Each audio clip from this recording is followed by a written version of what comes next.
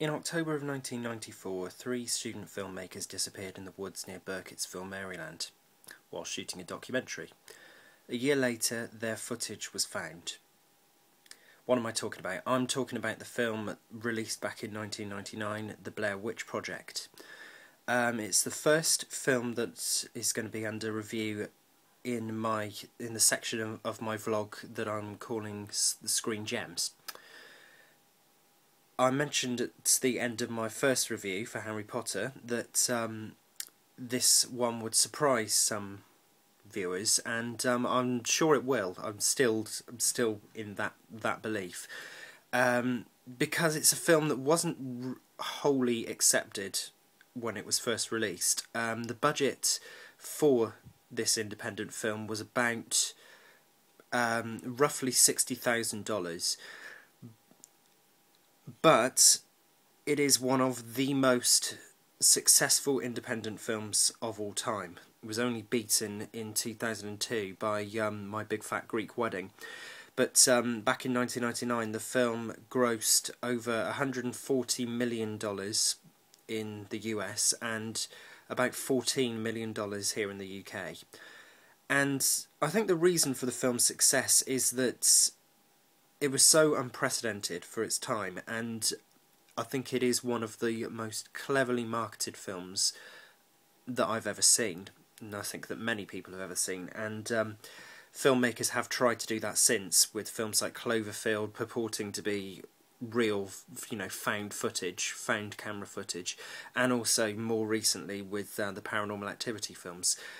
Both of those arguably without the same success and the same raw, authentic cinema verite feel of the Blair Witch Project.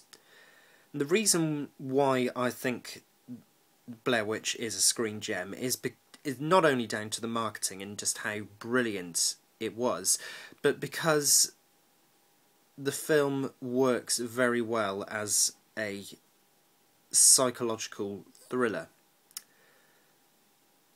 It's three characters, and three characters that aren't particularly likeable, but they're very relatable characters, and you feel while you're watching the film as they get deeper into the woods and further away from their destination, that sense of claustrophobia and that fear of being out in the unknown.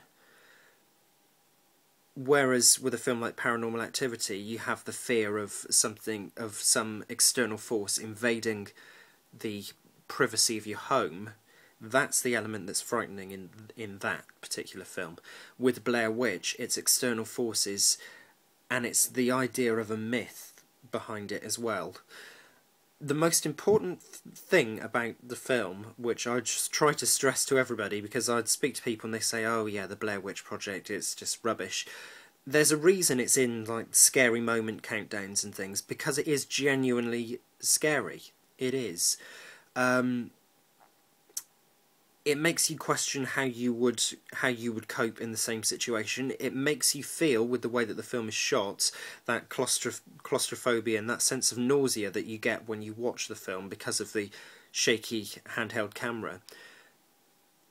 It's almost as if you're filming it yourself, and you could be lost in the woods, deep in the woods with these characters as well. And when you see the tent shaking, and you hear, if you're listening very carefully, if you hear the baby's cries in the woods that the characters hear, then it's genuinely a creepy atmosphere, and they do generate that really well, I think, for the film. I think directors Eduardo Sanchez and Daniel Myrick had a very clever idea, and the whole idea of the myth behind the Blair Witch as well. There was a documentary that's also on the DVD of the film called The Curse of the Blair Witch, which is fascinating because it's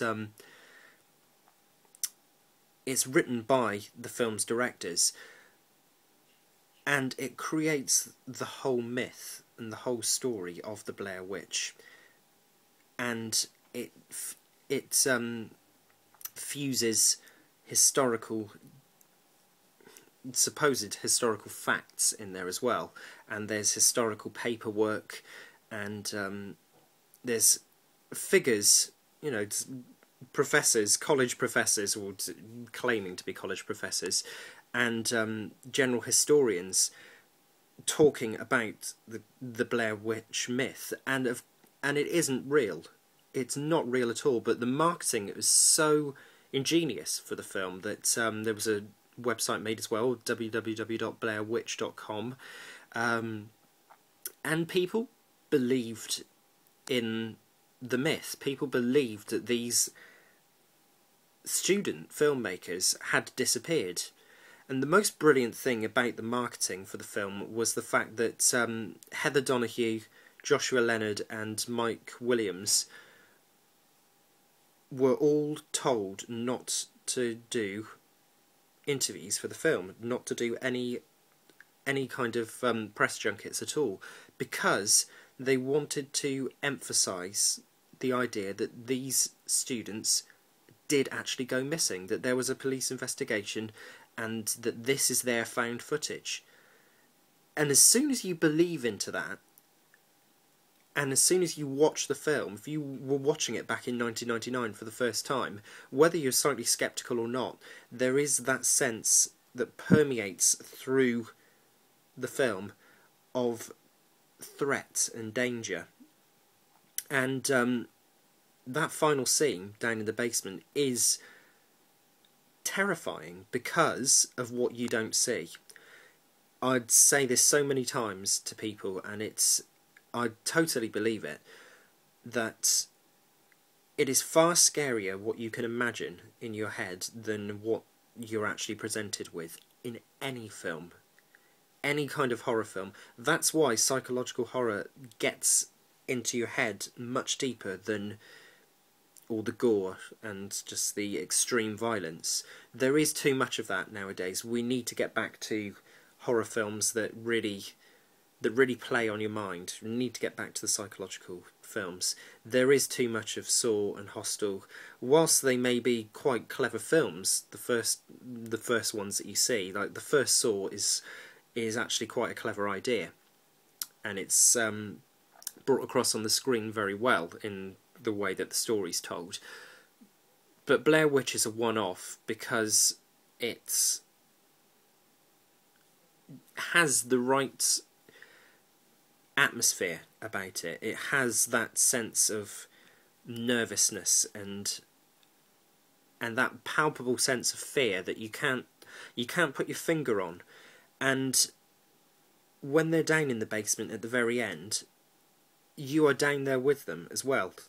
I remembered watching a television programme where somebody went to see the film when it premiered in January of 1999 at the Sundance Film Festival, and they came out of the film saying that they felt like they were down there in the basement with Heather when she's screaming to Mike at the very end of the film, and you do. And when she falls and the camera falls with her, and you've just got that shaky motion, you've got that side view of her lying on the floor with the camera. It's shocking because of what you don't see, and it's much more effective for that reason as well. I think the film stands up as one of the most interesting horror films, certainly of the last decade, and I think we need to see more of those type of films. Really, there is too much reliance on special effects and gore. There is too much blood going around on the screen and too many mutilated body parts. We need to get back to more psychological horror, and I think Blair Witch is a very good example of what you can do on such a small budget. It's obvious that these filmmakers were just looking for a good idea, and they came up with a good idea, and it was a convincing idea. It convinced many people. There are obviously skeptics who saw it for the first time and could see through it, could see through straight away that it was completely a mock-up story. But when you do see it for the first time, you do feel as if you are there with the three people in the woods with Heather, Mike and Josh, and there are some moments in it that are truly creepy, particularly that last scene in the basement. That does stand up as a very creepy scene still, you know, 12 years on when I'm doing this review. So it's a fascinating film, and it's the first of my Screen Gems. Don't forget, there's Film Fanatic, my blog, which you can check out. The link is on the end of this video, and I'll be putting some more reviews up here soon. So keep checking my YouTube page as well, and if you want to know anything more about me, you can check my Facebook as well. The link is on the end of this video. Until next time, take care, and if you go down to the woods, just be careful.